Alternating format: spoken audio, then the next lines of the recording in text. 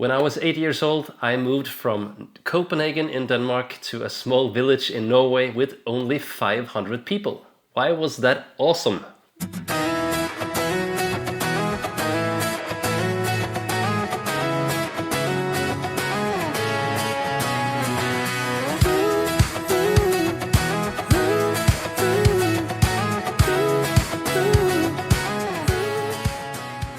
Langangen is a small village 13 kilometers from the nearest town, Korketrekkeren, and it is located in the southeast of Norway. Yeah, the place looks very cozy and has its charm. As you said, it's small, the houses are beautiful, and it has very nice location by the fjord. So you can find a great house and look at the water. I could definitely live there for few weeks in the summer. Yes, yes. But I feel it could be challenging in the long term because it's so small and there is not a lot of things there. Yeah. It's a village. They have a food shop again now. It's back and forth with that because there are not a lot of people. But now, fortunately, they are building a big highway. And then they have made space for some things. So they now have, is it McDonald's or Burger King? And a good food shop. So that's a reason to not to move there. But I understand that you need a car to get to anywhere else. So if you need something else than food, of course, then you need to drive. You need to have a car to go to that shops as well. So without the car, it's really difficult. And thinking about having kids there, of course, there are many pros for that, and you will talk about it soon. But yeah, I like to have it convenient and in a close distance. In the 80s, you had a lot of small shops even in that place.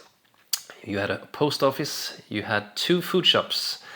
You had a kiosk, and it was you didn't need to go to the town that much in the old days, and you were not that eager to do a lot of stuff either during the week than you are in the modern times now, that people need to do a lot during a week and they need to shop more and things like that. So many people were in Langangen most of the week without having any need of getting out of Langangen.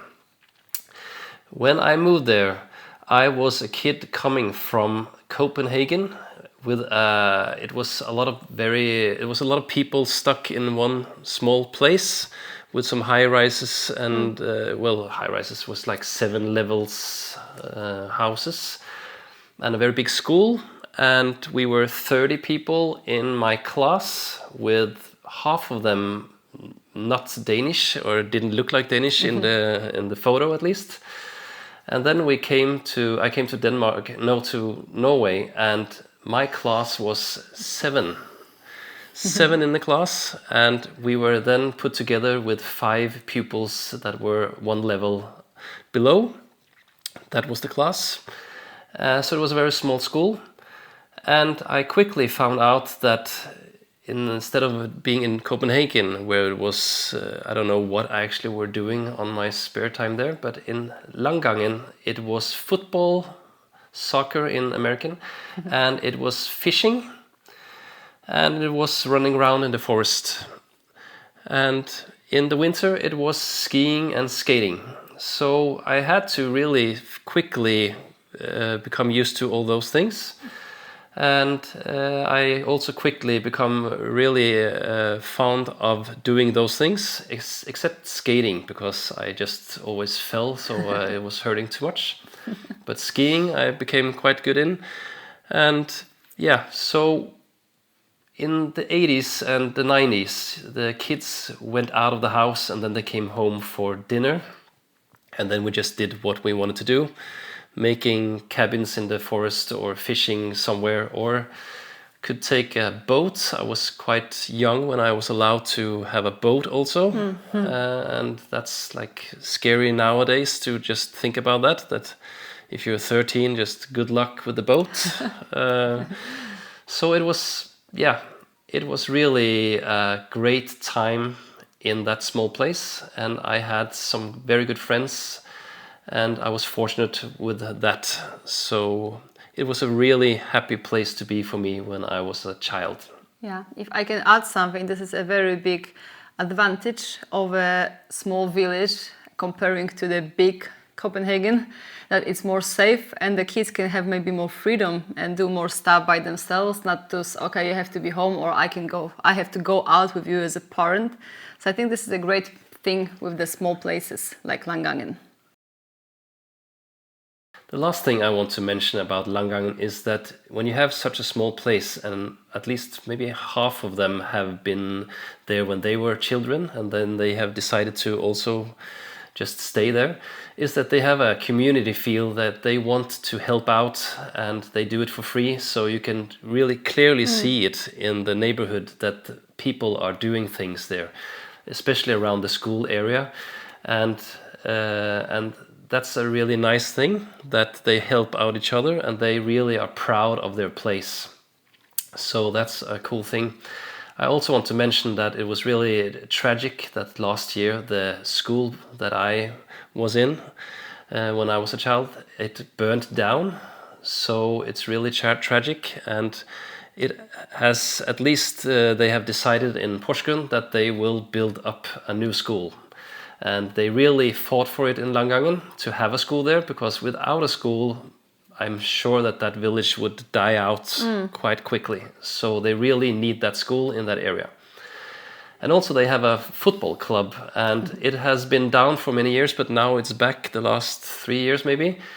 And it's really special about Langangen because they have done this before also. They start up with a team, and then everybody is behind the team, and then it's so fun to play there. They have such a good social vibe. So many good players from around the area comes there, and now Langangen is maybe the third or fourth best team in the whole Porsgrunn area.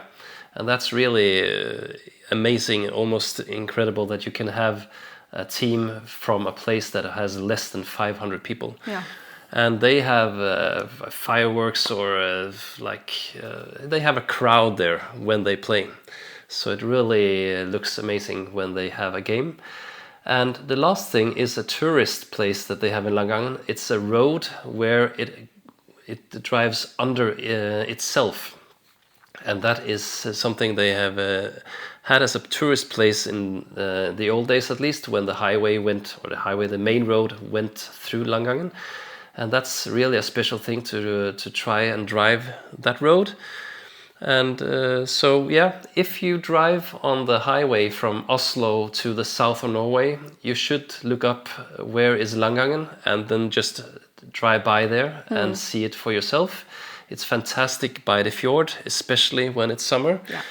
And so I really recommend visiting it. And if someone from Porsgrunn or in the east of Norway sees it, I really recommend you to build a house there. They have space for it, and they really want more people.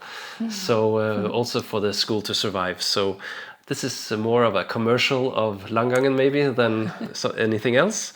And I hope that people from other places in the world appreciate this video and liked Langangen.